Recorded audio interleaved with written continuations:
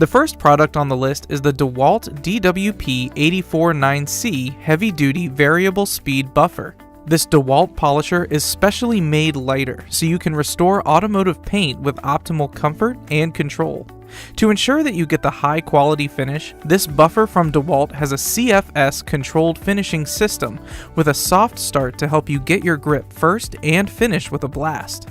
This newer version of DeWalt buffer is significantly lighter compared to its predecessor. At just 6.5 pounds, it houses a powerful 12 amp monitor. Its variable speed ranges from 0 to 600 and 0 to 3500 RPM.